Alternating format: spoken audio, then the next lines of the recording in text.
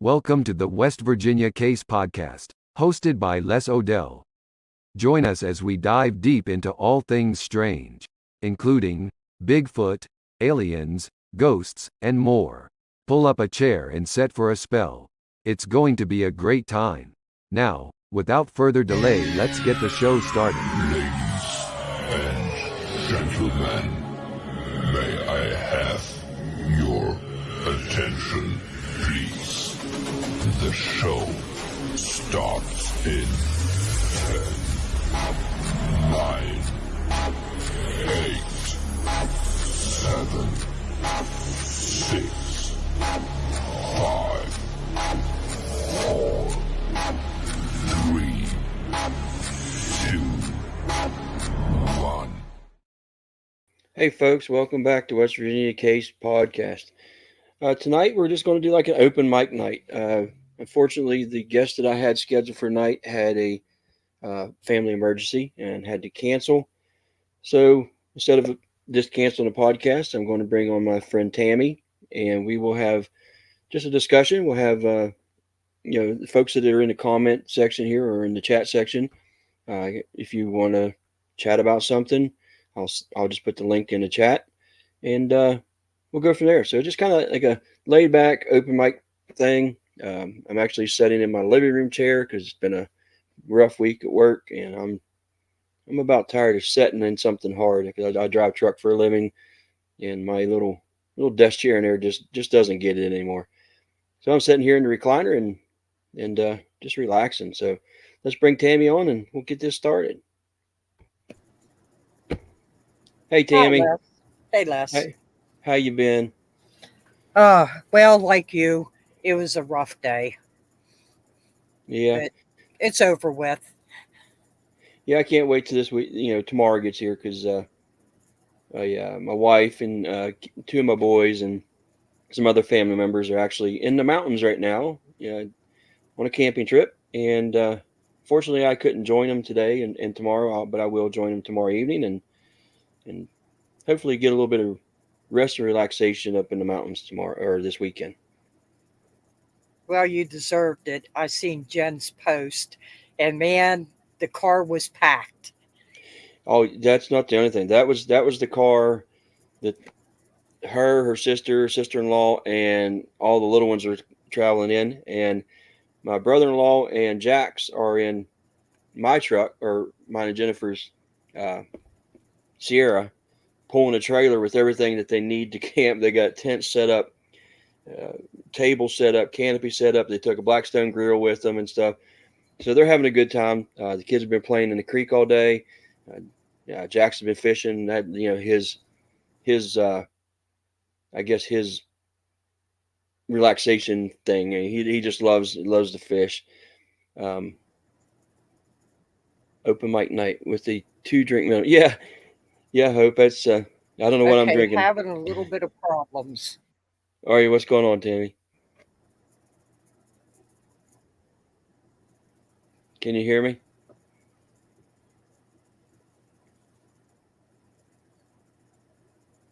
I can hear you. You were real gargled. Well, you froze up there for a minute.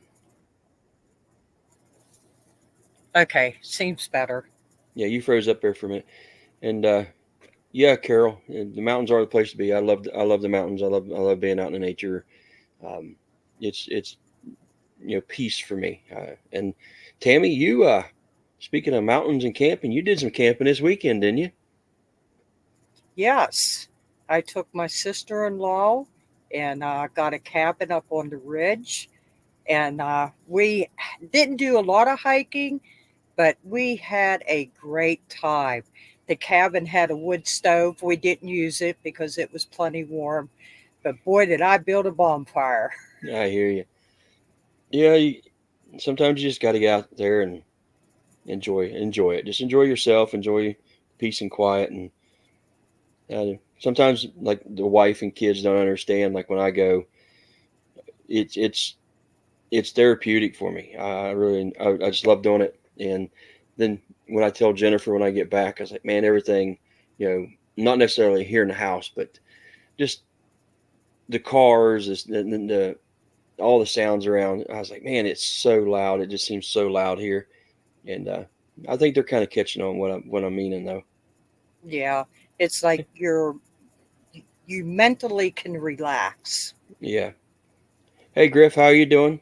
We're just waiting for some folks to come in, and then we'll talk about a few things. We'll talk about some stuff that me and Tammy have gotten into, and like I said, if anybody wants to come on, I'll follow in the footsteps of one of the fellows that comes in here on the chat room, Mogs, or however you want to say it, Mongolia Monster, Magol. I can never say that right out there. But he had me on the other day. He invited me, and what he does is he puts the link in the chat, and if you got something you want to share, just click on it and follow the rule, or not rules, but the what's the word I'm trying to look for, Tammy? Follow the steps it tells you to take, and then you should cancel out or close out YouTube, and it'll take you right through StreamYard, and you can just hang out with us. Hi, Belinda. How are you? Sorry, folks. It's been a week. I am beat.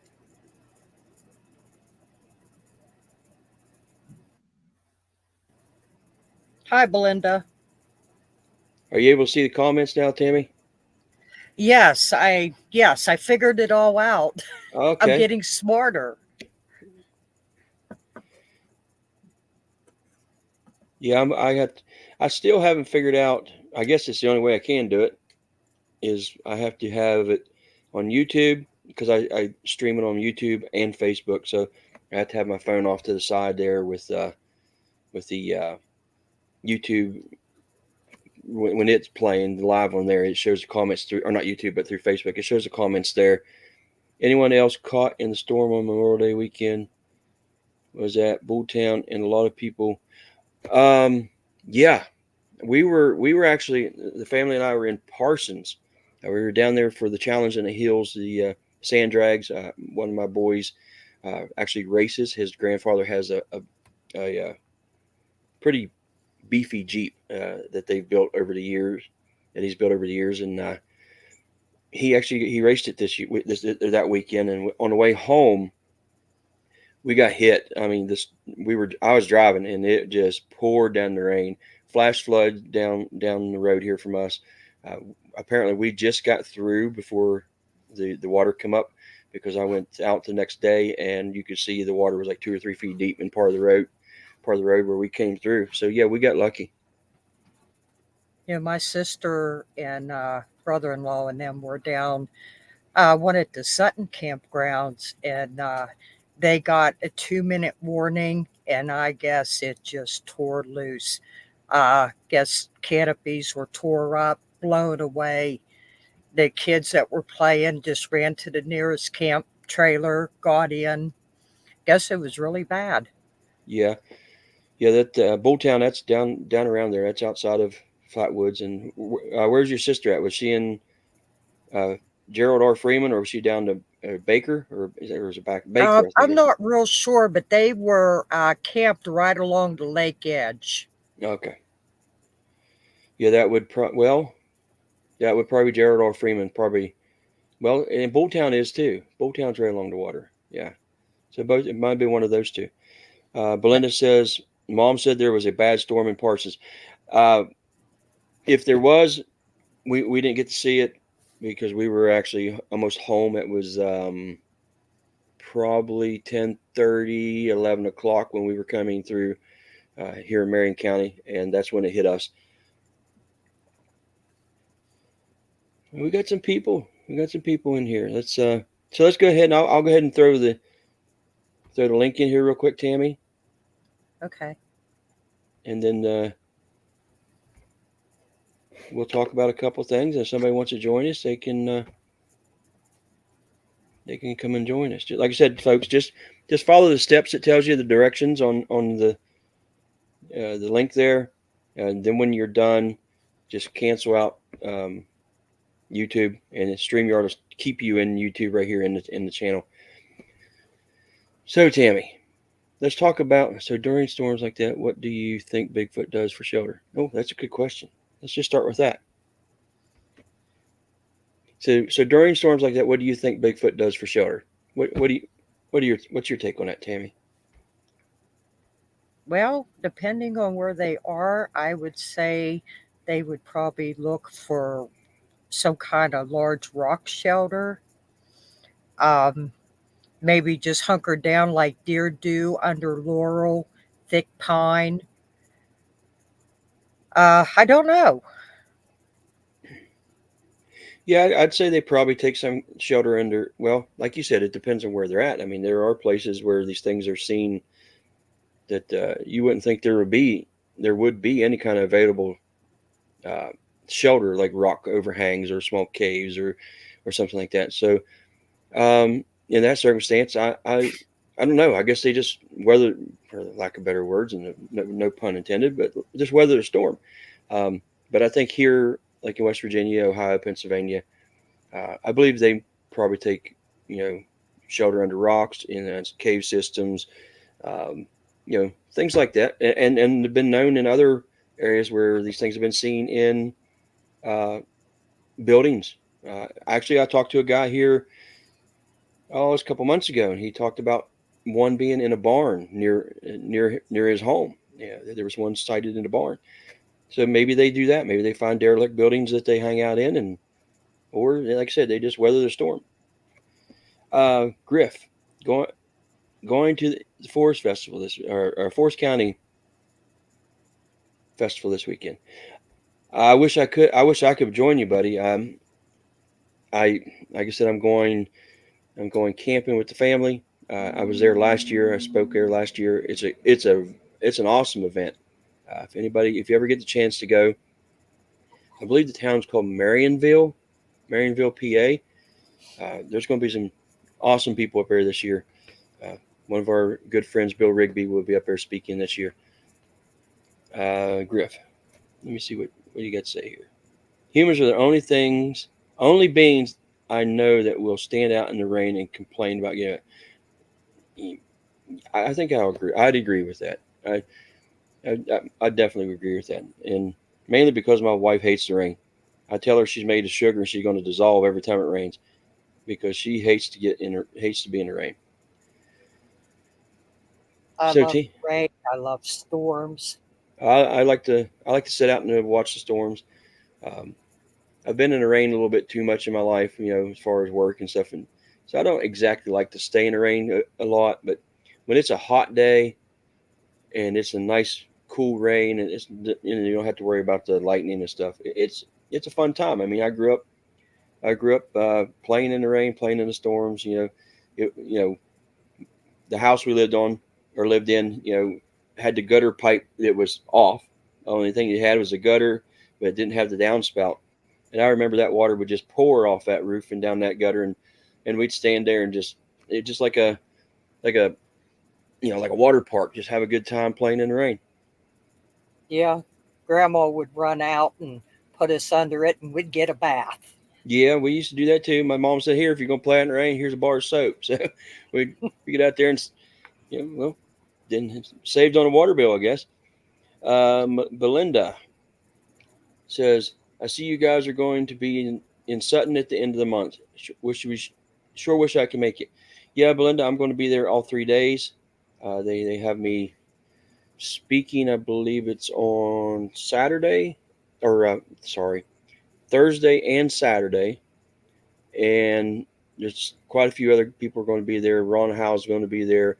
Charlie Redmond's going to be there. Some of the guys from the Mountain Monsters are going to be there. Jeff Meldrum's going to be there. Oh, I'm trying to think of who else.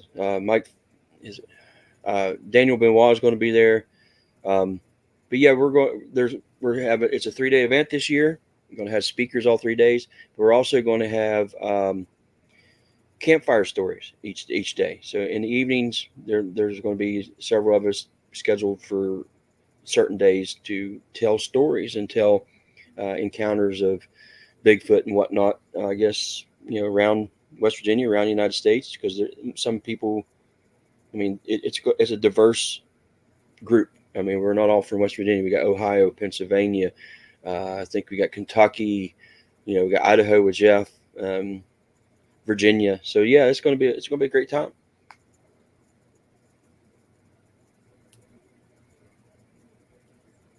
Did I put that link in there, or did I miss it?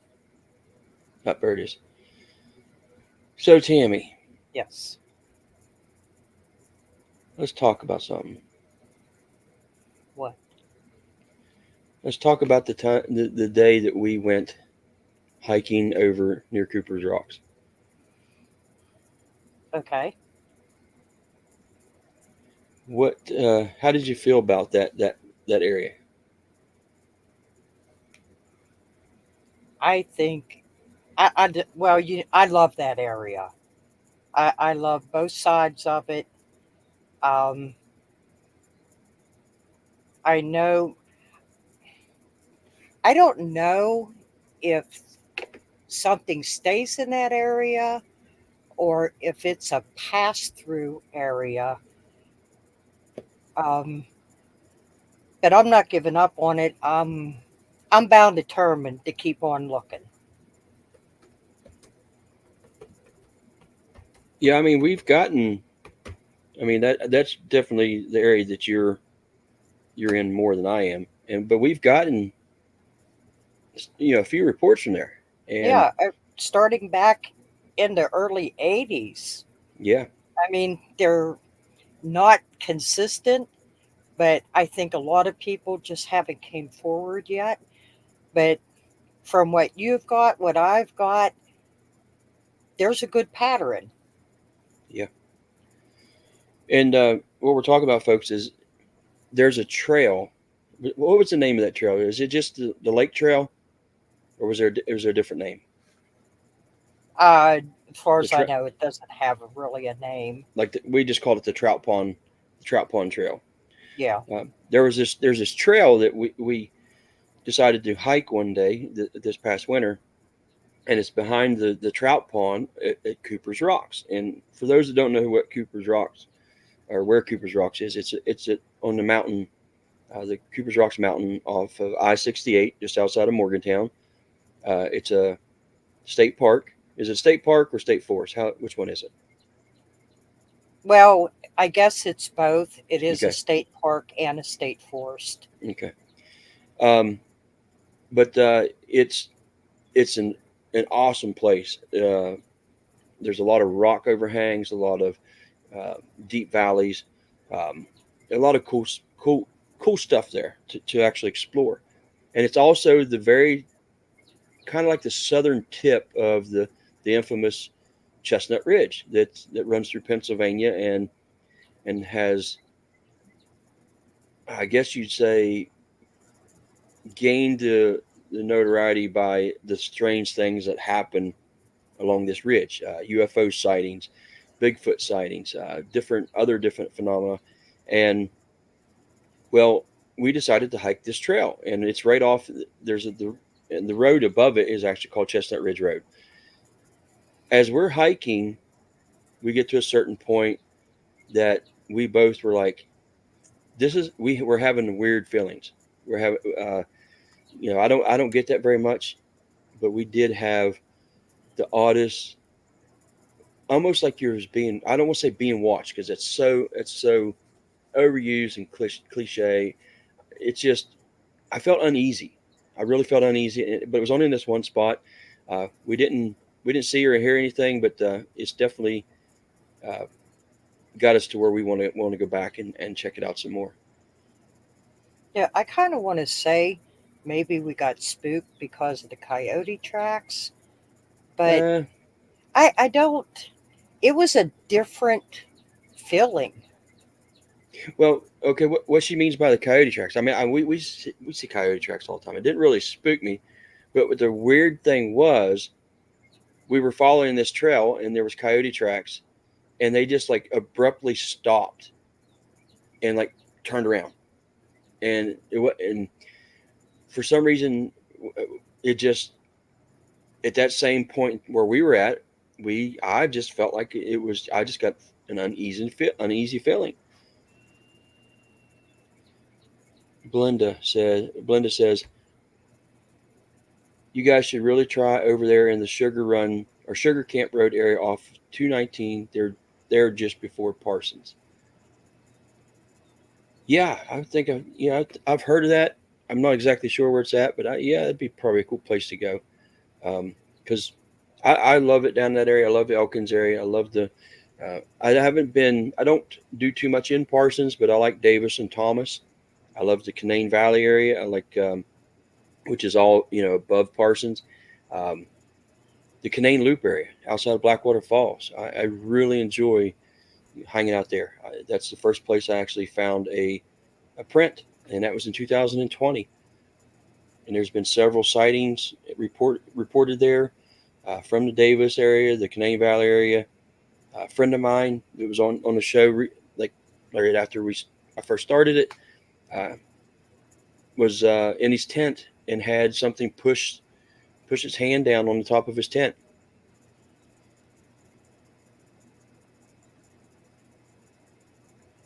So Tammy, what is the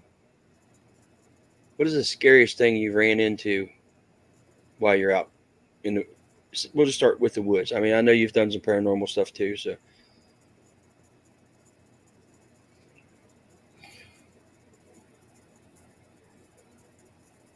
I don't.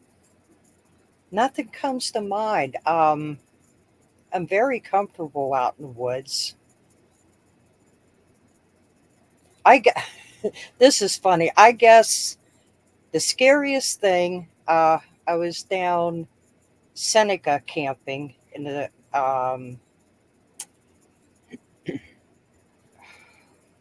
yeah, it wasn't too far from Seneca Rock, but I camped there overnight, and a mama skunk came through with her three little baby skunks, and they decided to get up under my tent. That scared me Mm. until I seen it was skunks. Yeah. But I've never had nothing really that frightened me. I don't know. I think probably the only thing that's really, I could say, made me uneasy is there's been a couple times I've been, I guess you'd say, surrounded by coyotes. It's happened a couple times to a point where I actually had to shoot, kind of in the ground to chase them off. It's a very, very uneasy feeling, very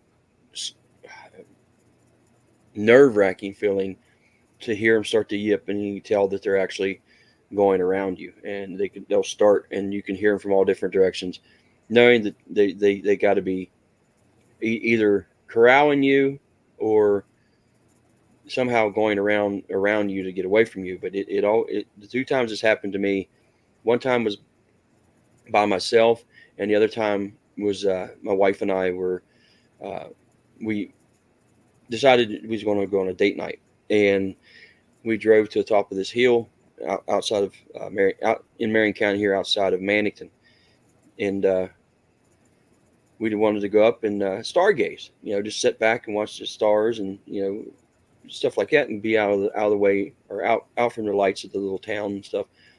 And we just got out of the vehicle, and we had our chairs out, and we sat down, and I started hearing the coyotes yip. And within a few minutes, I told my wife, I was like, we got to get in the car. I said, these things they're surrounding us, and they're coming in closer. And yeah, that was a pretty nerve wracking minute at that point. And my wife's, she didn't really care for it, and she really never went out and stargazed with me like that again, on the top of a mountain. We've done it a couple other places, but they were just out in the middle of nowhere.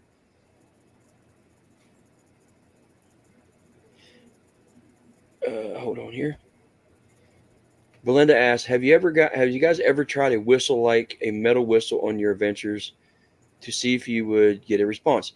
Yeah, I actually, a couple times I used to carry one of the little slide whistles. I don't know, just something outside of the box. I tried using it, and different tones, using a different areas on to make a different tone. Short whistles, long whistles.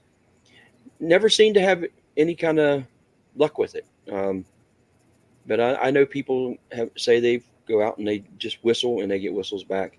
I have done that, just walking through the woods and whistle on occasions, and have heard whistles, but I don't know what they are, because there are birds out there, even though they're not going to do it probably immediately, learn, but they do mimic sounds, or some just whistle, like, and now I have heard a real long whistle, like really loud and kind of, and then once I figured out what it was, this was when I was younger, because I didn't know that these animals actually did this, and I always wondered why they called the other name for a groundhog. They always called them whistle pigs.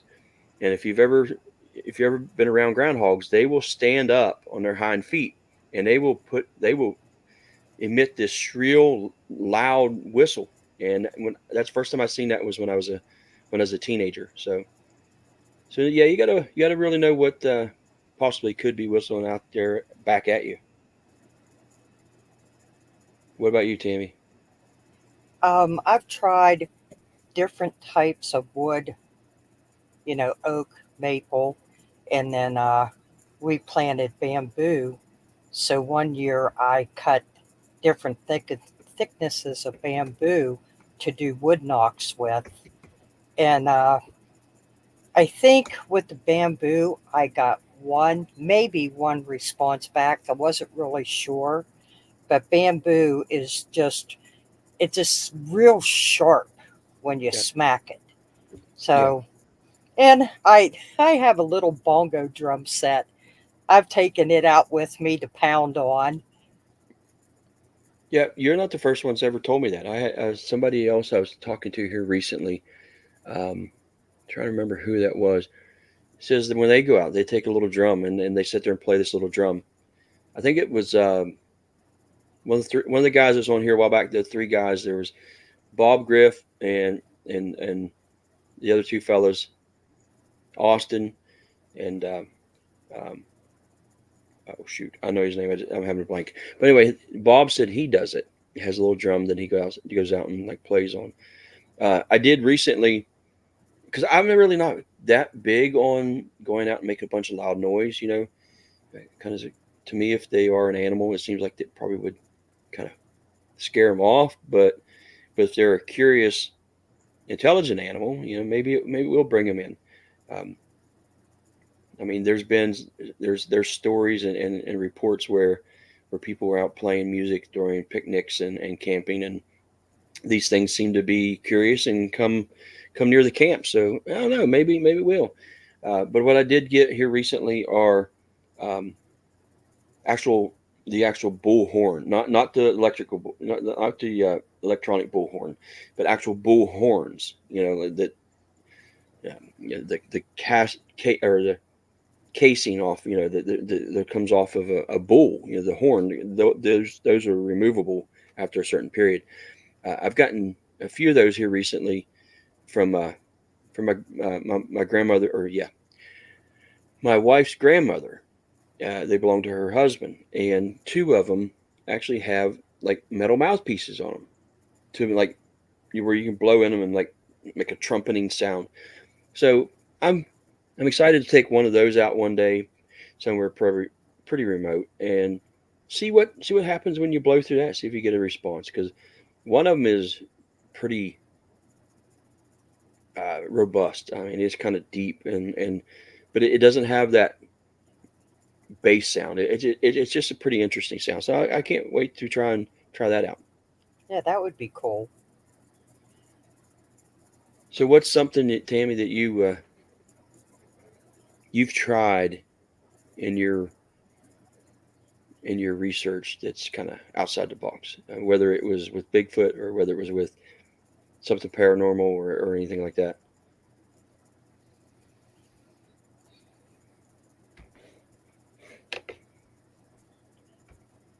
Hmm.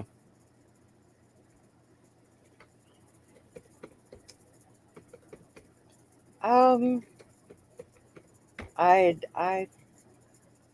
don't know. Um,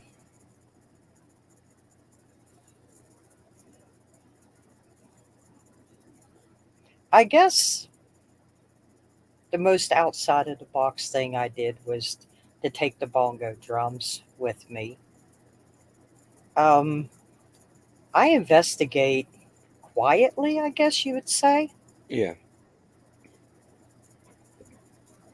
yeah, I'm pretty much the same way. But and on occasions, I'll do something like that. But most of the time, I'm usually by myself, or you're with me, or very seldom is it anybody else other than my boys. Um, unless I go to somebody's property and actually, have a look around and walk around. But normally, I just go out and set. I go out and set, or I go out and walk and listen and see what I can hear or what I can see. And sometimes just sitting still and watching things, you'd be amazed what you can pick up. The Oh smallest yeah. things, the smallest things. I mean, whether it's a little chipmunk or a little bird fluttering here or there, and you'd be amazed, But folks. I'm sorry. Oh, sorry. I just want to say, folks, the link's right there. If you want to click on the link and join us, I mean, come and talk to us about whatever you want. I mean, if you had an experience, or if you've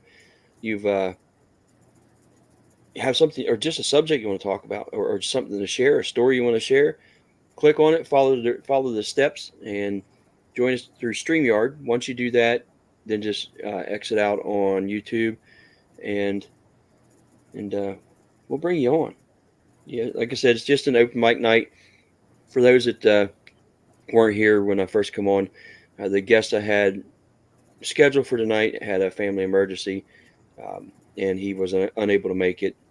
So we're just winging it. And I was going to cancel, but Tammy's like, messaged me, hey, is there going to be a podcast tonight? I was like, I don't know. So she's like, yeah, let's just do this. And so that's what we're doing. And, having a good time, just chatting. I guess my Bigfoot investigations of me being quiet to do it, I guess that's just from my experience out on the farm when I was little and seen my first one. Hmm. I wasn't doing anything, but playing and, you know, giggling, just little kid stuff. And I guess that kind of stuck with me. You don't have to ask them to come in because she was there.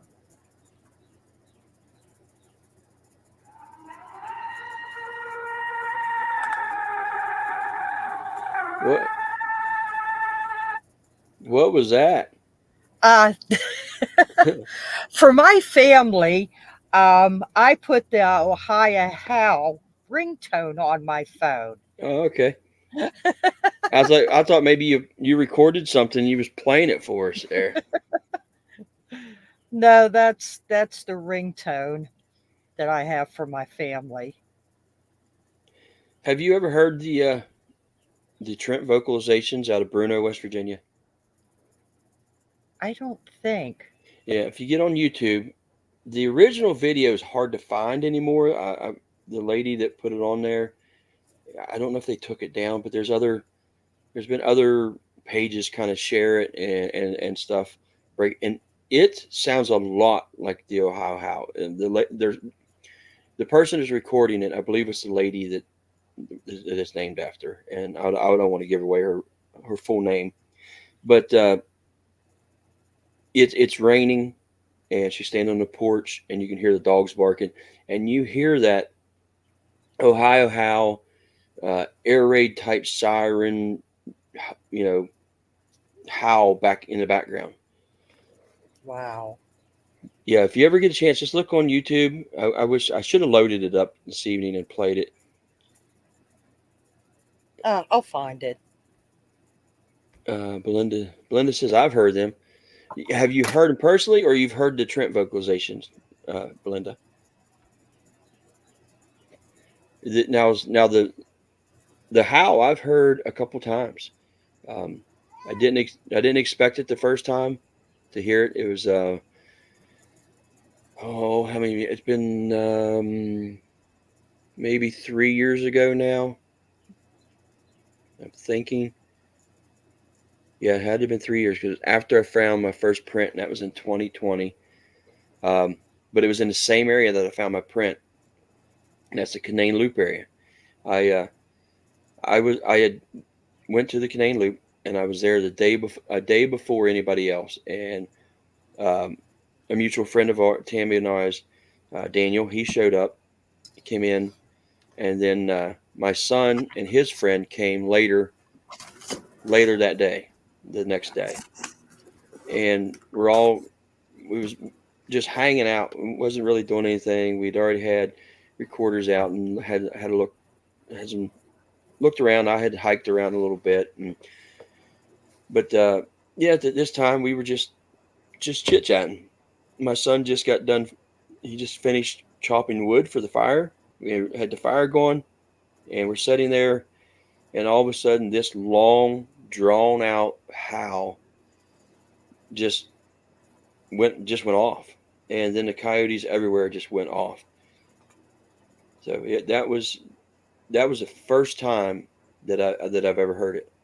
The second time was in an area called Little River. It's outside of Durban, and again, Daniel and I were there, and we're sitting there with parabolic mics, and I had the parabolic mic on, was listening, and off in the distance I heard the same howl, long drawn out howl, and then the coyotes again went crazy. Belinda says, I've heard them on the ridge across my grandma's house on 219 in Moore, where the new connection is going across the corridor H.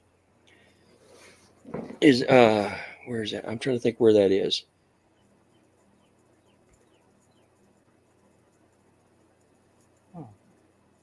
Where is Moore? I'm not thinking where. I can't think where Moore is. It's somewhere before Parsons, right, Belinda? If I'm not mistaken. Is it? I know there's Montrose going out through there. Is it anywhere near Montrose?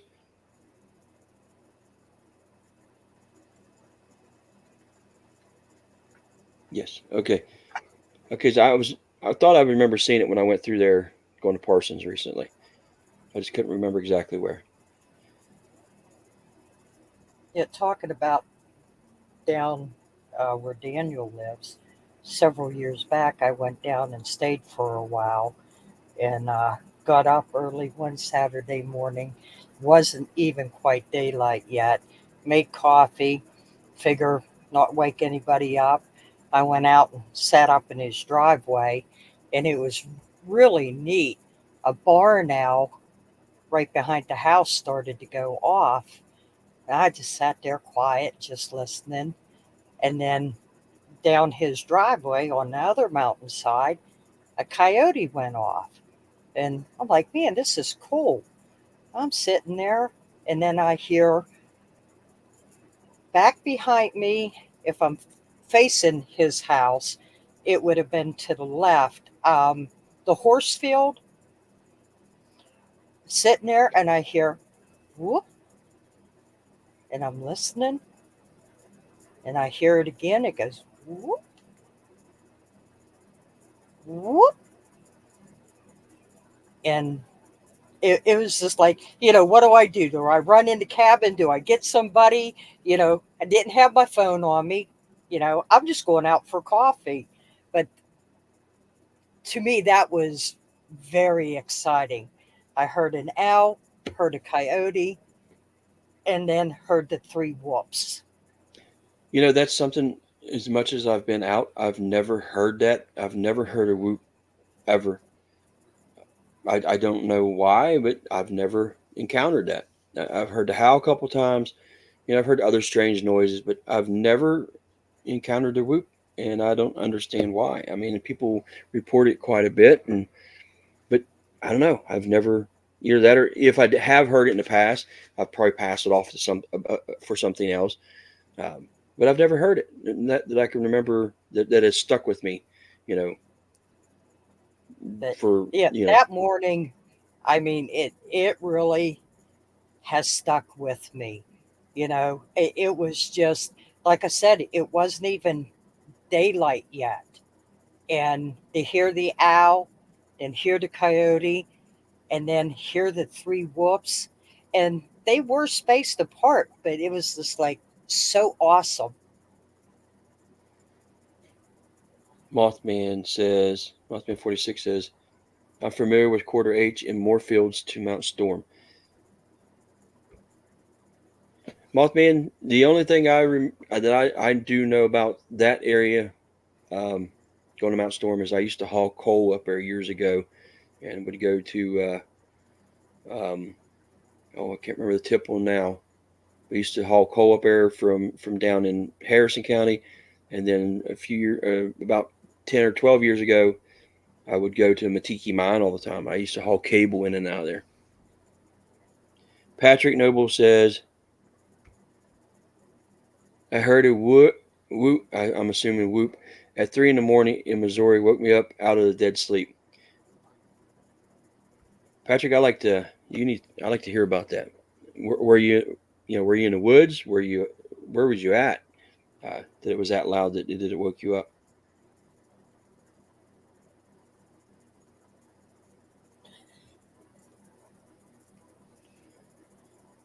Now in Randolph County, I did hear like this knocking noise. I mean, I haven't really I've heard like things like knocking every so often, and you can pass off as a woodpecker, or it's maybe a single knock, or I guess you say knock, but a lot of it you can kind of pass off to maybe something falling, maybe a tree limb falling.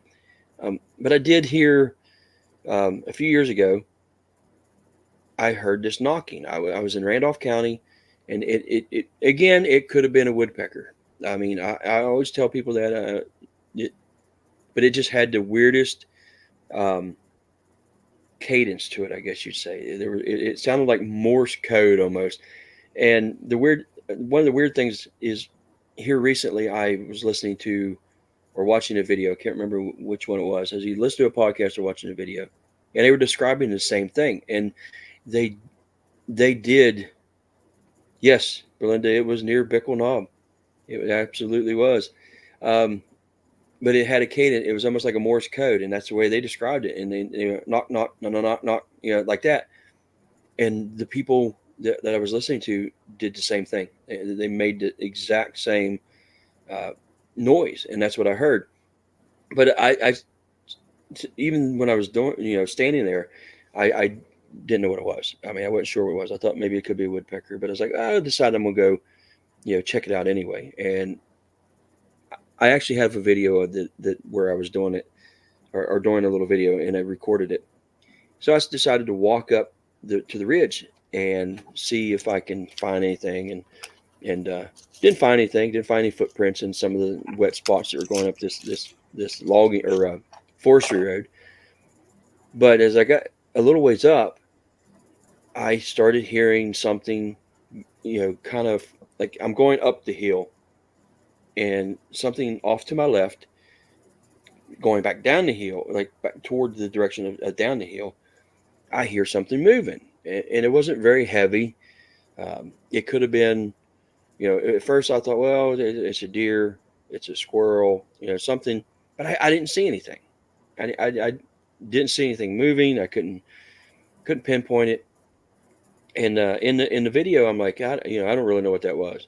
I don't say what I was hearing, but I was like, I don't really know what that was. And again, I passed it off. And then after I got done with my hike, I started back down the hill, got to my van, went to the back of my van to push the button, the little remote button to raise the hatch to put my backpack and stuff away. And I noticed these handprints. There was one up on top of the hatch, and there was one down near the wiper, the windshield wiper. And then there was like, kind of in the lower left-hand corner, looked like something had rubbed the dirt. And there was dust on the back of the van from the road. The road was a dusty gravel road. But whatever touched my van had to been wet because it smeared it like if you would took mud and smeared it. But to this day, I don't know if it was one of these creatures or even more unsettling, some weirdo following me and peering into my van. So it was a pretty cool experience and pretty uh, unsettling experience, really. So, Les, before I forget, when I was camping up on the ridge, the dining hall is reopened. Oh, they got it reopened now because I Yes. know we tried to rent it and they said they weren't renting it because of structural damage, I guess, or structural issues. Mothman 46, me and the guys are talking about getting a hike together through up to Chimney Rock opposite of Dolly Sods. Let me know when you're going to do that. I really, if I can, I would like to join you. And Mothman 46, Jeff messaged me earlier, said something about going to Claymore this weekend. Did he say anything to you about that? Boogers are supposed to have greasy hands. Yeah, that's what I heard. When I found those prints, that's when Doug Hijack was talking about the Alba Vernex, and I showed him those prints, and I told him, I was like, they're not a greasy print, they're a muddy print. So they're probably not what you're looking for. And he said, no, it's not exactly the Alba Vernex. He said, but I really would like to have those, the pictures for his file. So I did send them to him.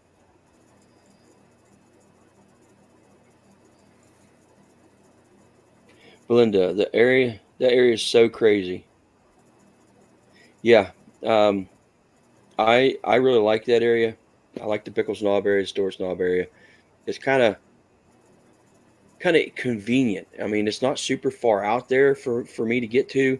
It's about an hour and a half for me to get to, and it's a pretty neat area to hang out in. There's a lot of deep valleys, and you can get up on the ridge lines there and just sit and hang out and listen. Yeah. I'm sorry, I'm reading it. Mothman 46. Petikoff found greasy prints in Alaska. Yes, he did. Who he's referring to is Alex Petikoff from Small Town Monsters. They found greasy handprints on the back of a cabin, remote cabin in Alaska.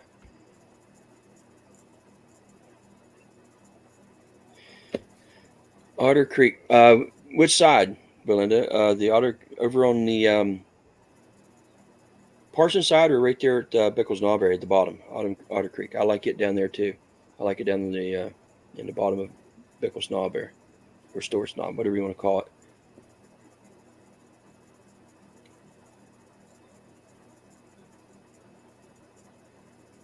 Ever go to Sherwood Lake in Greenbrier County? No, Patrick, I have not. I've people have asked me about that, and I haven't. It's one place I really want to go to. I want to go there, and I also want to hit up. What is it called now? Bluestone Lake in Nicholas County. I think it's Nicholas County, and I want to try to hit up the Cranberry Glades. I was at the Cranberry Glades years ago, but I want to kind of hit that up as well over. I'm not sure what county that is. It's outside of Cowan or something like that. I mean, it's been a year since I've been there. Well, what's down there that you can recommend, Patrick?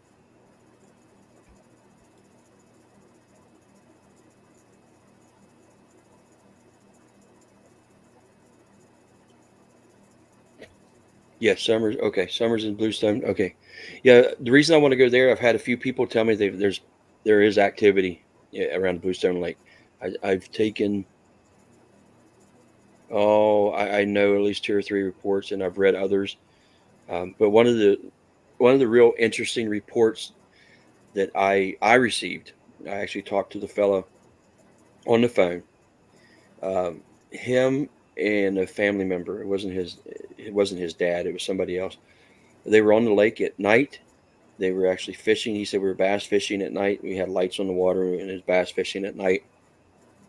And as they're doing their thing, just hanging out fishing, they started to hear commotion in the water.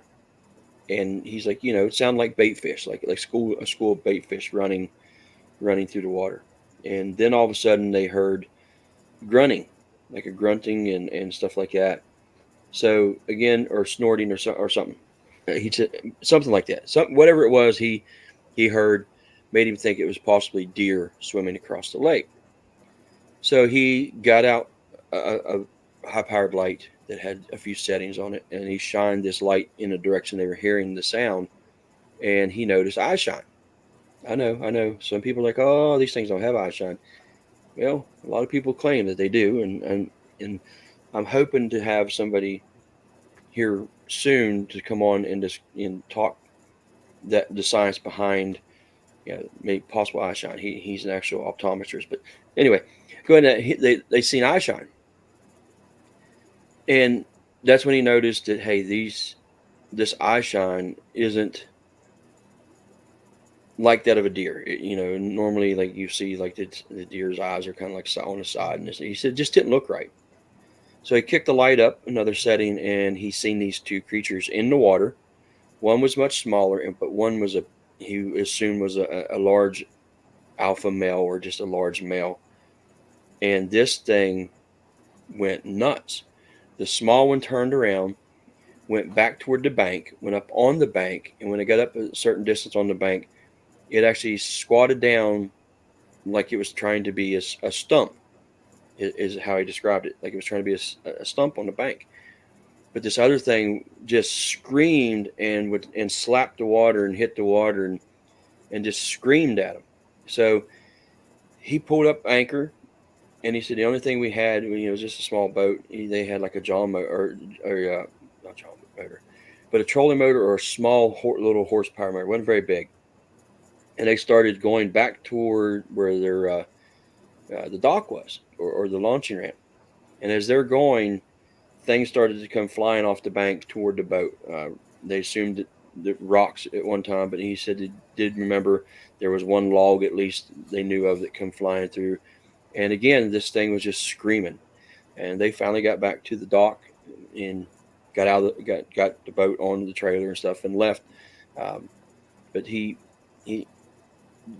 I don't know if he ever went back, but his dad said, he told me his dad also experienced something there a few years prior when he was actually, I think either there's on a boat, because he said the only way you can get to where they was at, they had to take a boat. It was either fishing again, or they was doing some other kind of hunting, because he was off the boat into the woods, and they found what they believed was nest, I guess, like the nest built.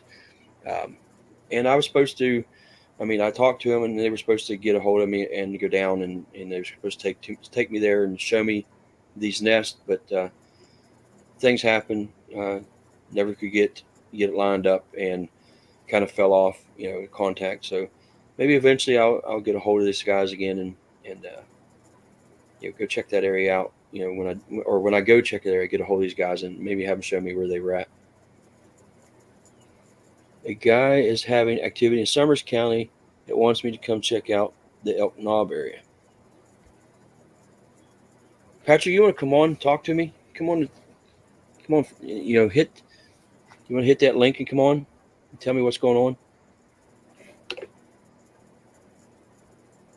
Are you up for that?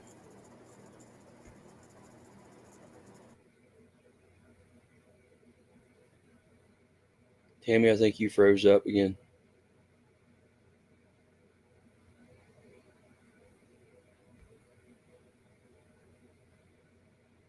Yeah, I think we lost Tammy. There you are. Tammy, you're freezing up on me again. Uh-oh. Yeah. Well, how can you tell I get so quiet? Well, because you have some background. I know. There's some background noise in there, and all of a sudden it just quits, and you're like froze, not moving.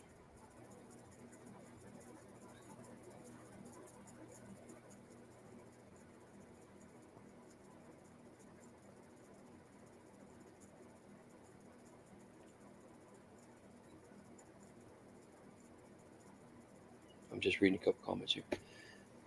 All right. Wow.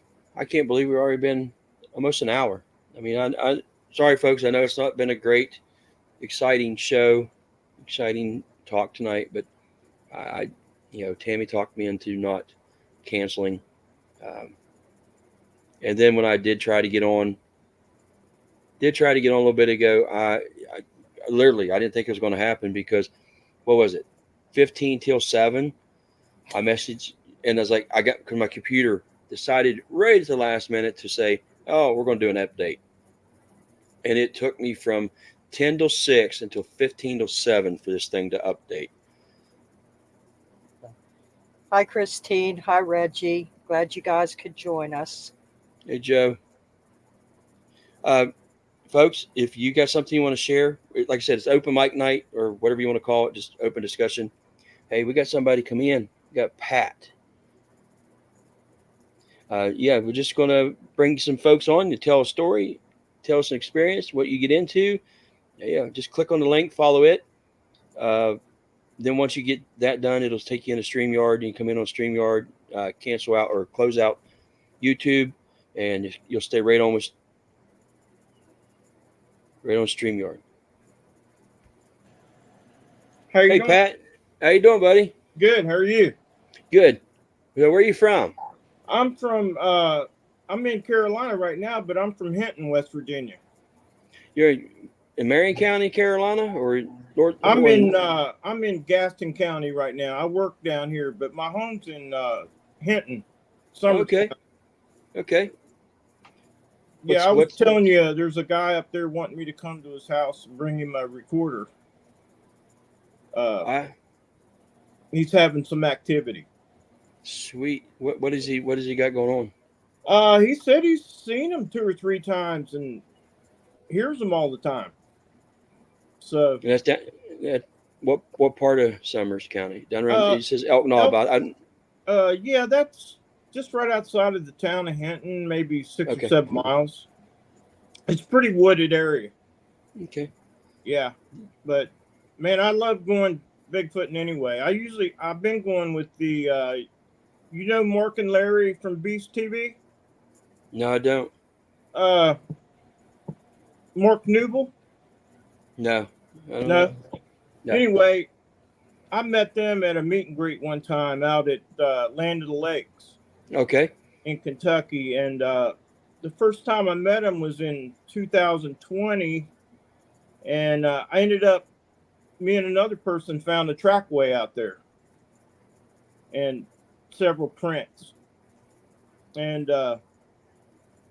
matter of fact, I was just out there again in April camping. At the Land Between the Lakes? Yeah. Yeah, I that's a spot I really want to go to. I've talked to a friend of mine. We were hoping to go this past spring, but something happened. We couldn't get together to do it.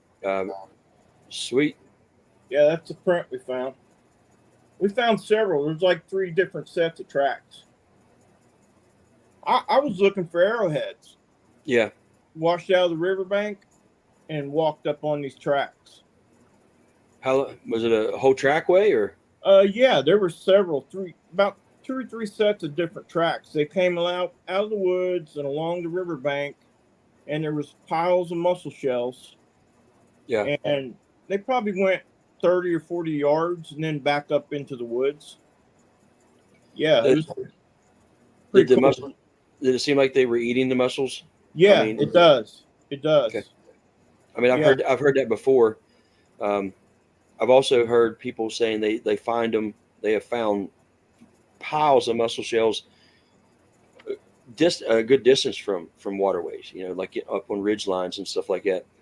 Some of them I've had people that have told me that they knew they were ancient. They were, piles from Native Americans. But I've heard a few stories where they talk about them being freshly, I guess, harvested, and you could tell that something was eating them. Are there any otters in that area? Because I know we got like a kind of a. I'm sure there is. Okay. Yeah. I think that's called Kentucky Lake. There's a river system through there because Land Lake is like a big peninsula, down through there, and there's 2 rivers that run through there. It could be an island, but I'm not sure about that. But it goes for a long ways.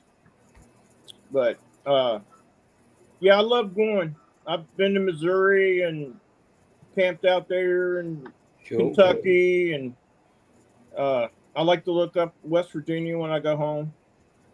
So It seems to be growing. The I don't how do I want to say it, the popularity or the acceptance here. It seems to be growing, I guess you say, or becoming more. The subject's becoming more accepted.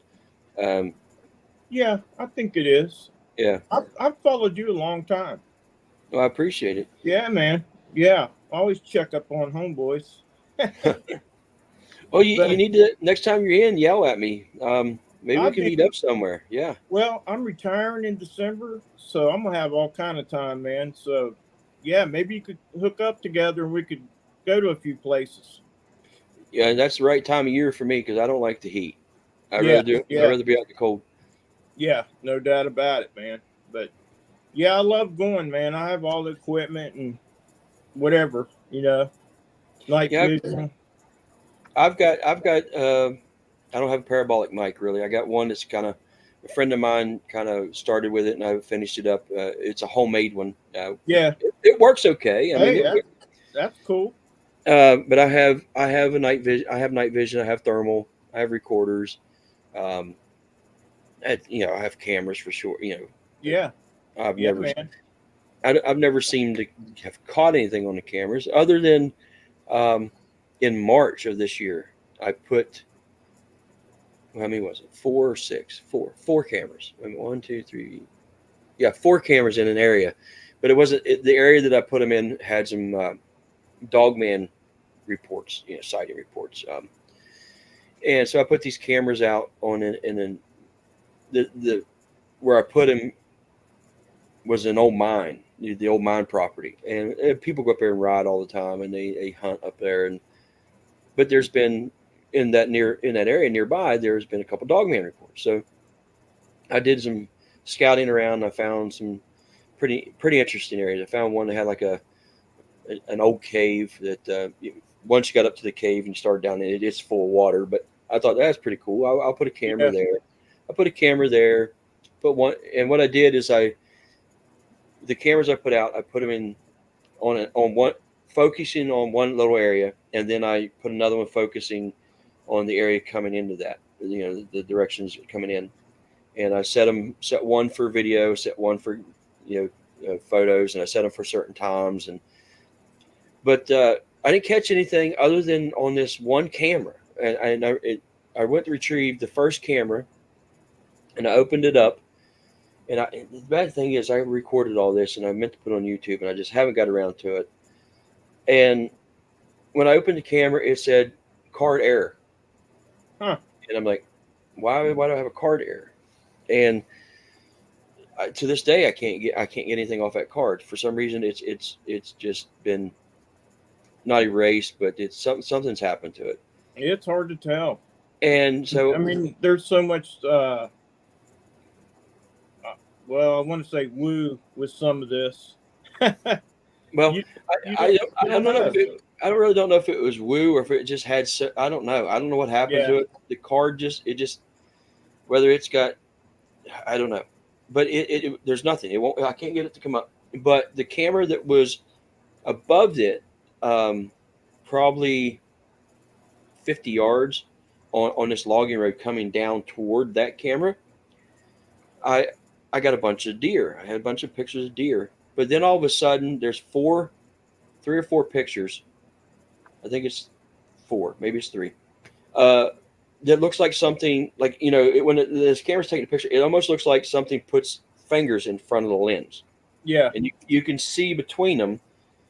And it stays on there for like 3 pictures. Yeah. And then That's it goes cool. away, and it goes away. And Huh. that was before the deer, before there were deer in the area, and then the deer come in. So I can't say that it was something dogman related, Bigfoot related, or or deer. It may have been deer somehow done it, but I don't know. But it took those 3 pictures and nothing else until sometime later. Then there's 3 deer come in and just like bedded down right in front of my camera. So I always thought it was kind of weird. I went camping with I don't know. You ever watch Woodwalkers with Spencer? No, sir. We were out Land O'Lakes, and there was probably 100 people there. I mean, people came from Oregon, and we camped that weekend. And one of the campers saw a big white wolf, bigger than normal, Right. on the side of the road in the edge of the woods. And man, we went out at night and called. Man, we heard all kind of calls. It was crazy. See, that's Like what that's why I 3 o'clock want in the morning.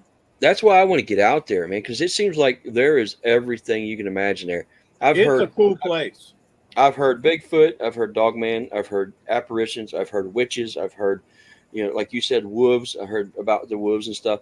That's just like kind of awesome. I think that's crazy that that area would have that much diversity of high strangeness, I guess you'd say. Christina says, I guess she might be responding to my pictures. Says a knot deer.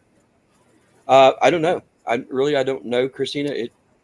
It was just weird. They're weird pictures.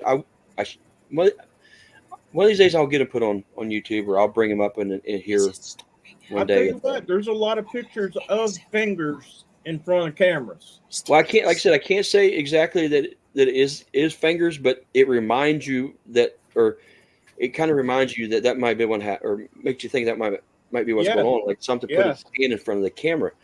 But as far as a knot deer, she brought that up. I want to share a little bit of story on. I can't say it's a knot deer, but it was an interesting story. Here, that was last year. I don't remember. It has been coming on a year because the fair here is in August when they hold the fair here in Mannington. I think it's in Lewisburg. No, the Mannington Fair here. I think it's in August. Okay. Here in Marion County. Well, somebody contacted me and said, "Hey, as we were leaving the fair, there were some deer in a yard, just out from the fairgrounds." And this lady says, "I swear that one of these deer stood up like a person and ran through the yard and ran off into the woods." So I'm like, wow, that's crazy. That's the only time I've ever heard anything like, well, no, I can't say that. As far as like not deer, kind of, or whatever you want to say. I've seen them stand up. Yeah. I got a picture of one standing up. Yeah, I've seen deer stand up, but I've never seen one take off, run on its hind legs, and run off. But the other time that I had something strange like that might be like a not deer related thing. This lady contacted me several years ago. It was her boyfriend or husband, and either her sister or sister-in-law. I forget the exact relationships there. But they were driving down a country road, and again, I don't remember where it was at. I got it in there in my files. But this thing, what they thought was a deer, the husband never seen it, apparently. The 2 girls did. This thing jumps across the road in front of the truck, and jumps up on a bank. And as they look at this thing, it looks like, they said, it kind of looks like the size of a deer, but it had a head on it that looked like a human head. And I was like, I don't know about that. That's nuts. And then, but if you look into, I'm trying to remember what the deformity is, but you can find animals like goats and stuff like that have this deformity where its head almost takes on a human form. It's kind of strange. If you can look it up and you can see it. So that could very well have been possibly something explainable, as far as something like that. It was some kind of deformity. You never know. Yes. Wild deer apparition. Tammy, that must not be family. That's different ringtone. That's a neighbor. Whoop one time, it woke me up out of a dead sleep. Yeah, tell me about that. I was camping with Shane Carpenter, and out in Avon, Missouri, and it was 3 a.m. And man, I heard a whoop. Actually, it whooped 3 or 4 times, but the first one woke me up out of a dead sleep. And luckily, I had a recorder sticking out of my tent. You know, I put the mic outside the tent window when I went to bed. Yeah. So I could, you know, but yeah, it sure enough woke me up. And they said that they thought it got in somebody else's camp and came down the creek behind where I was camped and come back up was coming up towards where I was camped and another person. And I guess it stopped there. Like, I don't know if something startled it or what, but it whooped. Man, I come up out of that tent like, holy mackerel. But on that property, something had bent over all the sassafras trees. It was pretty cool. Cool place. Very cool. And the guy had the property had activity. But yeah, that's the night I heard a whoop. Did you catch it on your recorder? Yeah, I got it. Sweet. Me Yeah, and snoring.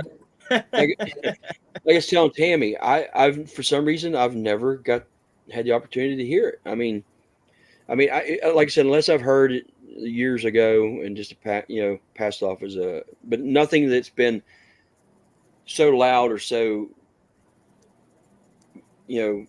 just stood out extremely well that I was like, well, yeah, that's the only time I've ever heard it.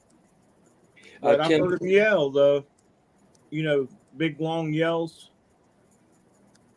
Yeah, I have a couple times. Yeah, I've heard that. Yeah. Tim Mosier says, late to the game, spent my youth on Bickles Knob. I firmly believe it is a place to find those guys. The entire region from Huntsville to, I'm assuming maybe, I don't know, Durban maybe, because I do go down to Durban. I enjoy Durban. Tim, I got a question for you. You talk about Huntsville.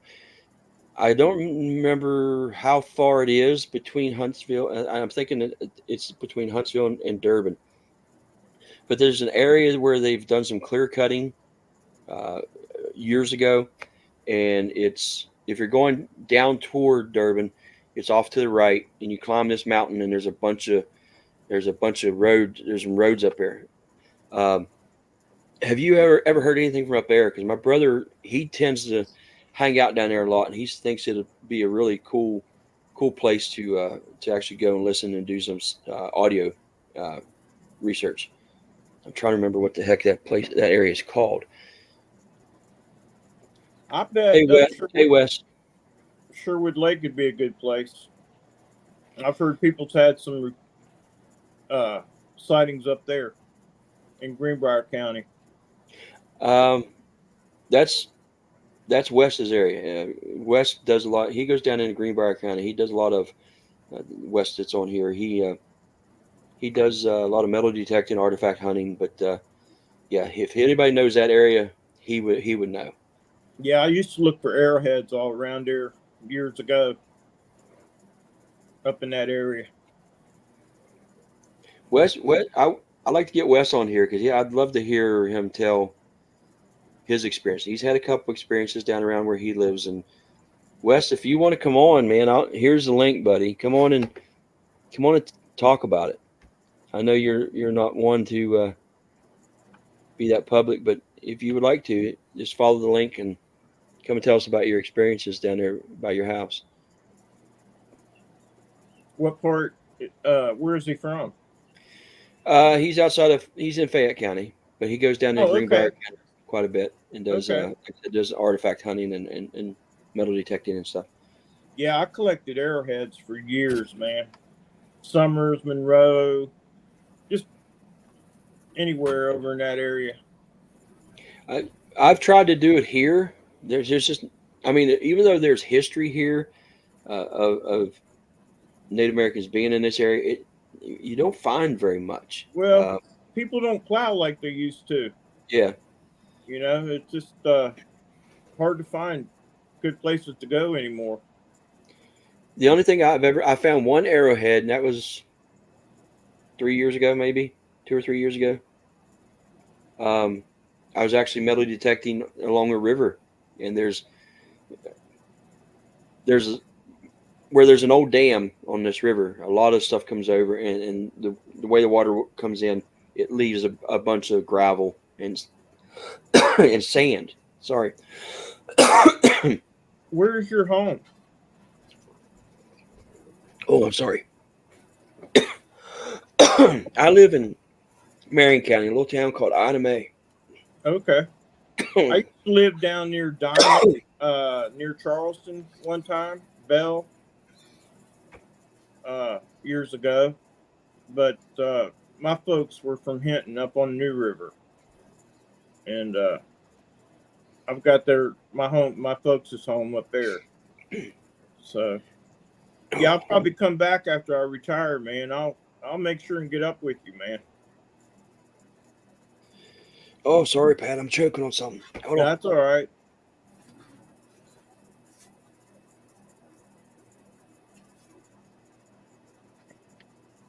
Where are you from, Tammy? I was born in Johnstown, PA, and then when I was 15 and a half, I moved to West Virginia. Okay. I'm up in Morgantown. Okay. So I guess I went from one mountain to the other.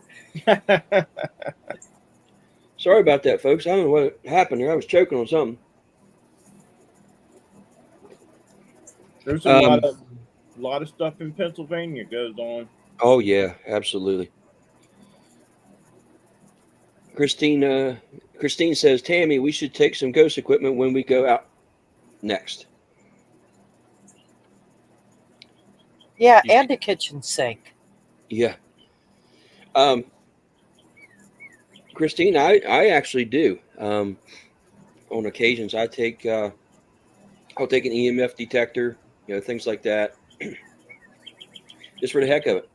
I went out to Mount Shasta 2 years ago, and I met a friend camping, and they invited me out, so I went out and seen him, and we went up to Mount Shasta, and I had a EMF meter, and we walked up this old road, and it was on Mount Shasta, and I said, this meter's starting to go off, and I mean that thing pegged to 17, right. And it was buzzing, and all of a sudden we heard a huff, and then it just went all quiet, and she was recording it.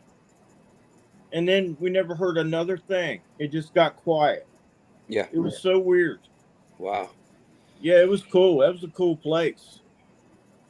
I wasn't thinking, we was up there, and there's mountain lions and bears, and we never, we were just up there out of the blue with nothing, Yeah, but I take stuff like that with me on occasions, not necessarily thinking that Bigfoot is, anything paranormal. Right. I mean, you hear the stories, but I also something pegged that one out. I also like, I started out doing paranormal investigating and stuff like that. Was my first interest, and so you never know what you're going to catch. Yeah, it was very strange, but we were just messing around. Just you want to hear something strange? A few years ago, it's I forget how many years. It's been quite a few years ago, because he was still living with his mom at the time, so he was still in high school. He's now 27. But my oldest son was bow hunting, and he said he texted me and he said, Dad, he said, I just heard the weirdest sound in the woods. And I was like, what did you hear? And he said, I recorded it. And I was like, what is it? And he said, I hear an ice cream truck. And I'm like, what? And he's like, yeah. He said, I hear the music from an ice cream truck. And I was like, nah, you really? And he when I seen him next time, he played it for me. And I'm like, that is nuts. He's in his tree stand, and you could hear this ice cream truck music coming from the woods. and he's like a mile from any road. And here he is in what? Whenever bow season comes in, October, November, whenever it was. And why is there an ice cream truck, playing That's his music? weird. Yeah. Yeah. And people are like, well, I mean, because you hear about the noises, you hear about the phantom noises, and because Ron Moorhead talks about hearing doors slamming in the woods, Yeah. and I've heard other people talk about hearing machinery, seems like machinery, in the woods, and then you hear. I mean, there for a while there was this whole phenomena about the trumpets. You could hear trumpets coming from the sky. So who knows what all was out there to be caught? I used to stay in a house I rented from a guy over here in Charlotte when I first came down here. We used to hear old 30s, 20s, 30s music in his house. It used to freak me out. I'd say, you ever hear that music? Yeah, man. What in the heck? And that nobody died in that house or nothing, but we just heard that music playing. It's weird, man.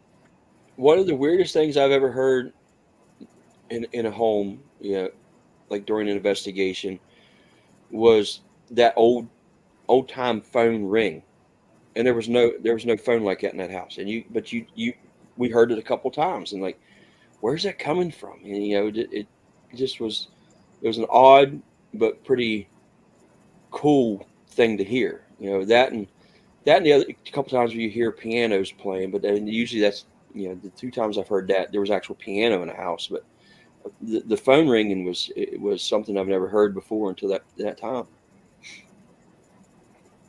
Yeah, it was strange. I had a couple things happen in that house that spooked me out, man. Christine, I was talking to Mom about the correlation between ghost Bigfoot and Native Americans, and thought it would be a cool experiment. Yeah, I think it would be.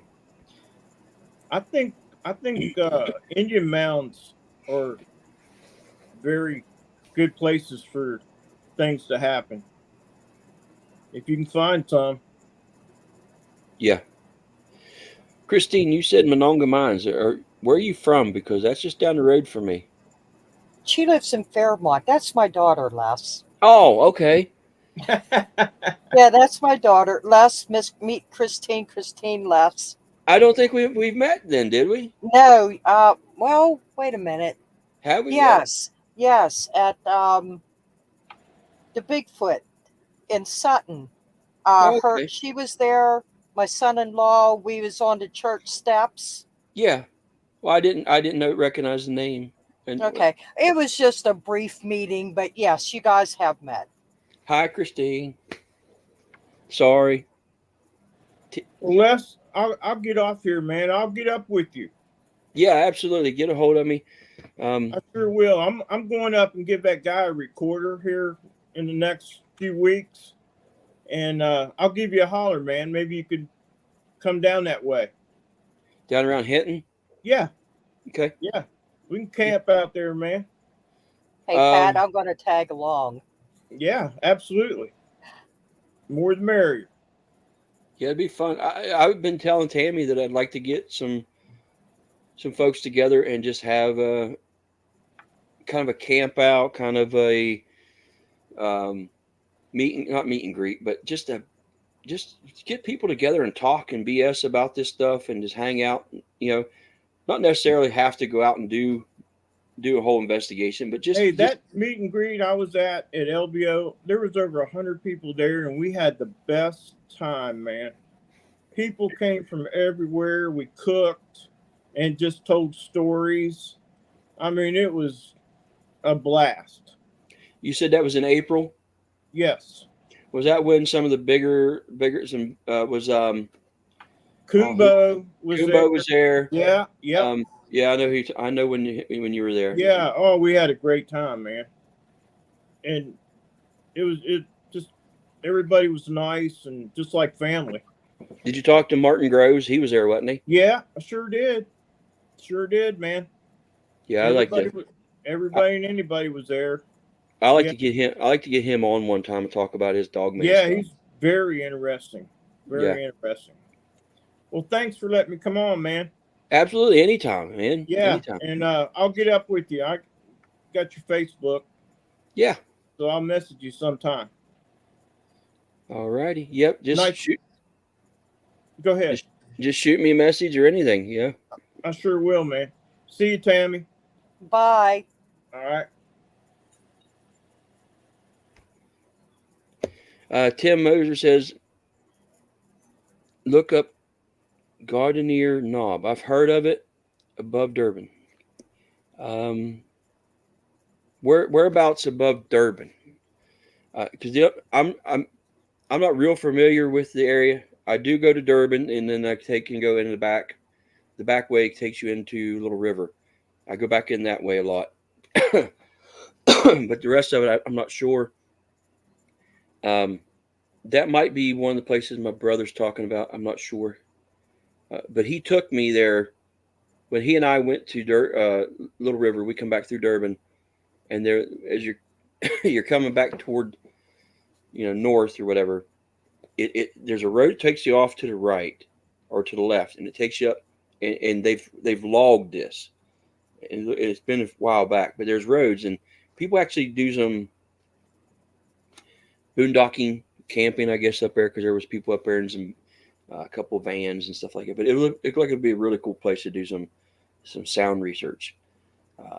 So I definitely like to check that area out.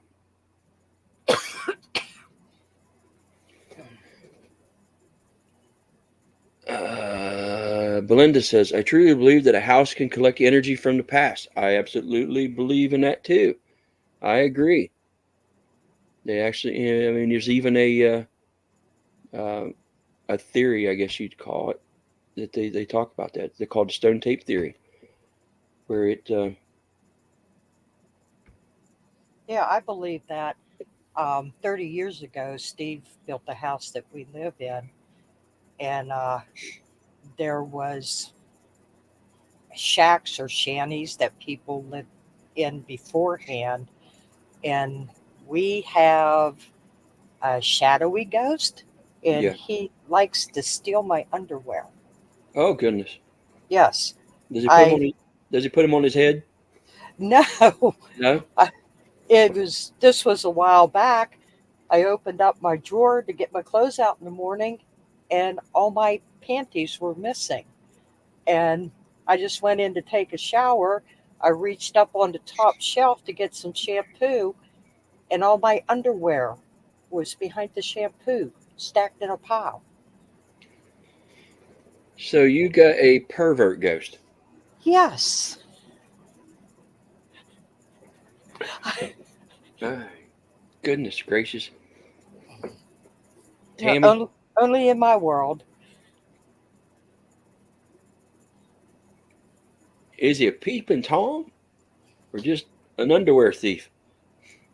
Well, I think he's a peeping Tom too, because I'll wake up at night and we'd have a nightlight in the hallway, and I'll look out, and there's times half of my doorway is nothing but a shadowy figure. And I'll get up. I'm the only one awake in the house. So, yeah, he's peeking on me.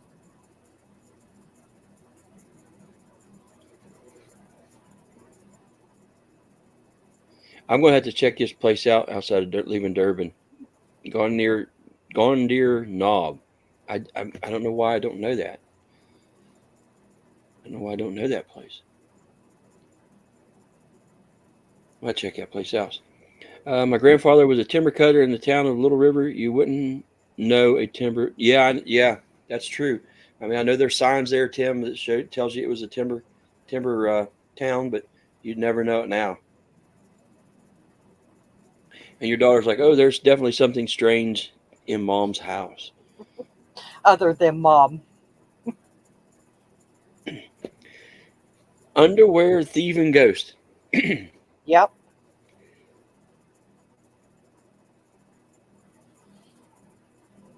Well, I probably got one in my house too. I got an underwear thieving ghost. Mine goes to church though, because mine, you know, 'cause my underwear are holy. Mm. You got holy underwear, Tammy. Oh my goodness. Vista, she puts before top of cheat on the right if leaving Durban, Gondir Knob. I'm guessing I'm saying Gondir Knob. Lots of moss. My opinion, one of the most beautiful places in West Virginia. Got to go check it out. I need to go check this out because I enjoy. I really think the moss thing is awesome.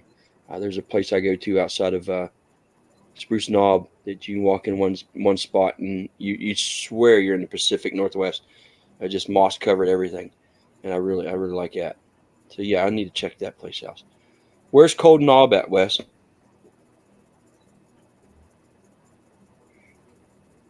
Is it down in your area or is it down in Greenbrier County?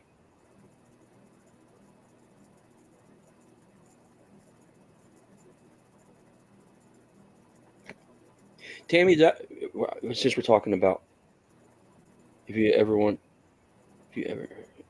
to, okay. Trying to follow along here. Hey, Danny, you guys know how the cheat was named? No, I don't. Not. No, I haven't really looked that up. You're talking about the shadows and stuff. You know my story about how I got into this stuff and with the shadow Yeah, I know experience. yeah. Yeah. Well, I've experienced shadow things uh, over the years, a few times. And the last time that I experienced one was actually here in this house. This was after Mason had his experience when he was younger. Uh, I just come home. I just come home off the road, and I'm in bed, and I'm laying on my left hand side, facing the wall. Uh, how I explain it? The bed was turned toward a window. My side was on, like, if you're looking from the foot of the bed, my side was on the right hand side, and I was laying on my left hand side toward the wall. And when I sleep, I have a fan that runs all the time. I gotta have a fan. I can't sleep unless I got a fan. So I am laying down, just started to doze off, and when something with the fan changes, whether it's something it goes off or something, I know it.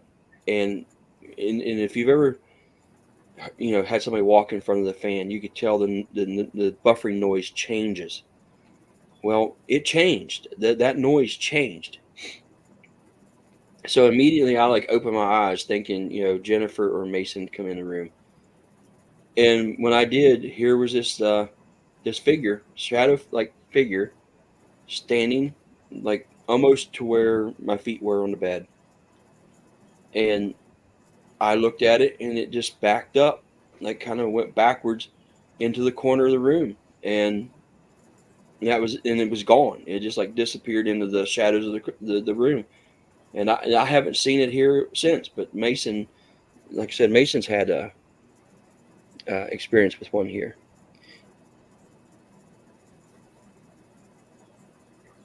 Tim's like, if you ever want to put something together at the Spruce Knob or Durban Greenbrier River area, let me know. Tim, I actually tried a couple years ago to do a camp out. It's not quite the Spruce Knob. It's the Laurel Fork area out off of Middle Mountain. Or I wouldn't mind doing something down in the Little River area. I'm actually going to be in the Spruce Knob area this weekend. My family's up there camping now as I speak, and I'm sitting here at home by myself. Have to work, But yeah, I'd definitely like to get some folks together and just have a good old hangout. It doesn't necessarily have to be one of these, let's get out there and do this, do that. Just to sit around a campfire, share stories, enjoy each other's company. I definitely would like to do that.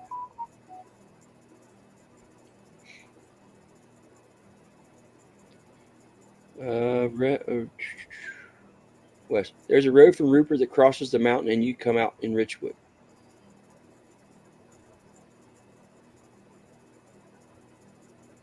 Belinda here. My grandmom said a Indian woman lost her partner as the Cheat started to flood and rise, which it does quickly, and it swept him swiftly down the river, and he was never seen again. I have heard that. I completely forgot about that. I have heard that. It just never dawned on me that that's what you're talking about. I have heard that. It was a long time ago. I do remember hearing that now. But yeah, that's pretty cool. That's a pretty cool piece of history, Belinda. I'm gonna look into that because I got a project coming up here that's going to be coming out next year, hopefully, and that'd be something I need to look into.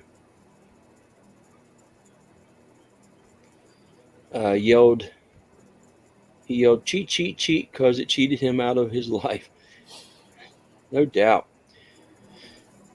See, we have Cheat Lake up here in Mon County, and the Cheat River comes out of Pennsylvania. There's an interesting story in there, an area called the Seltzer Hole, I think it's called, where back in the 1800s there were some farmers actually seen this creature that was coming from the lake. It was coming in and on their farms, climbing fences and stealing livestock. You can actually find old newspaper articles about it. I think that's a kind of a wild story there. Sweet Tim. Tim says I have kin all through those mountains, and I have night vision and thermal.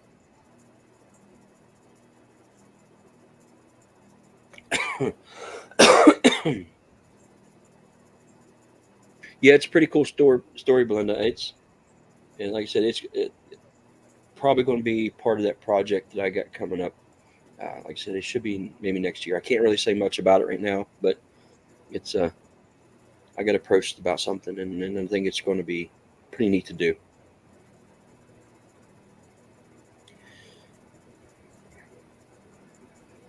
Well, Tammy, it's been an hour and 37 minutes. Yes.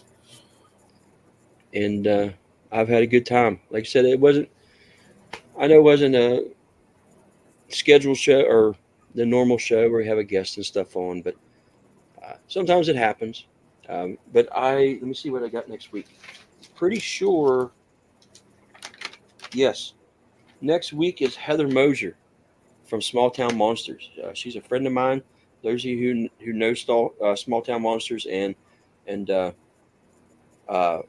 Seth Breedlove and the gang, Heather is the researcher for Small Town Monsters, and she's also been doing some what is it? How you want to say it? Oh, gravy. She's been doing a lot more than researching here lately. Let's put it that way. She's like I said, she's a good friend of mine, and she's going to be coming on next week, and she'll talk about some stuff she's into, some stuff Small Town Monsters into. Have a good time, hang out. She's just the nicest person. She's a real sweetheart, and I enjoy talking to her. Wes, I really hope you will one day, buddy. I enjoyed coming down and talking to you. I need to come down there again soon. Soon as all this craziness is over, I've taken on too much for June. I got not this weekend, but the following weekend I got the Grafton Monster Festival. Then after that, I got the West Virginia Bigfoot Festival. July, I don't have a whole lot. The only thing I have in July is I'm doing a talk at a public or local library. I'm talking to some kids. It's a reading club. I'm gonna talk to them about some stuff. That's something I really look forward to. I've done that before in other places. Getting kids involved and talking to them and seeing the excitement. I did it to a couple. One was a church group, believe it or not. Yep, a church group actually invited me to come and talk about cryptids and stuff. That's kind of, people are like, what? I'm like, yeah, they wanted me to come and talk. So I come and talk to a bunch of kids at a church group. I've talked to Boy Scouts, or not Boy Scouts, 4-H club. I've talked to some Girl Scouts here over the past couple years. So I really enjoy going out and talking to, like I said, the libraries and stuff like that, or these little groups where kids can get involved. I like spreading, or seeing their enthusiasm when you spread these stories or tell these stories to them, and I really think that's what we need sometimes, is more people, more kids and stuff to be involved, or some of this storytelling is getting lost. I really like that. I will let you know, Wes. I'm hoping maybe in July I can come down, man. We can hang out. Like I said, I think the only thing I got going on is that talk. Belinda says, see you guys next week. Heather is awesome. I used to watch her podcast as well. Yeah, she just started doing it again. They just started to back up, and I was on it here not too long ago. But yeah, I really enjoy talking to Heather. She's cool. She's very knowledgeable as far as certain things. She's also very big on storytelling and documenting, things like that. So it gets passed down, and that's one thing I really admire about what she does. So, folks, with that being said, I will see you all soon next week. Like I said, Heather will be on here. Thanks for coming. Hope you all have a good night. And like I said, I know it wasn't a typical show, but I had fun. And we will see you all later.